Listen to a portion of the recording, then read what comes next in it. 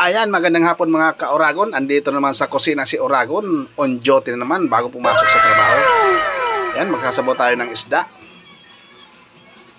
Ayan o. Hasa-asa daw to. 3 piraso lang nabili ko sa palengke. Pero nalapad. Mas malapad pa sa buka ng basher ko. Ayan, kulong-kulo na mga ka-Oragon.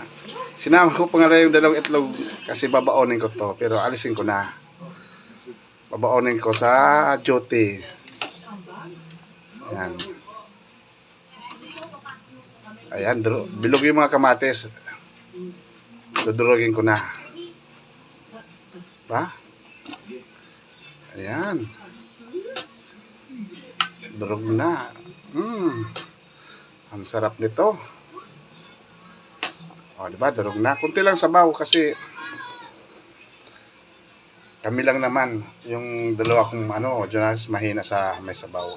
Ayan. Ilagay natin yung isdang malapad na malapad pa sa mukha ng mga basher ko. Ayan.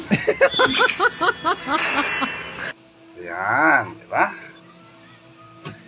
Diin lang natin yung kasi malaki talaga eh.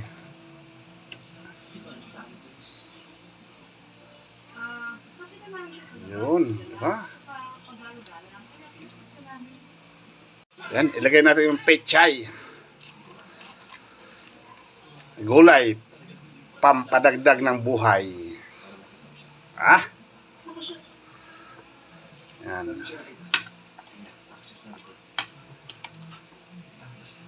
Pagkuluan natin ng ilang minuto at lalagyan natin yung pang-asim.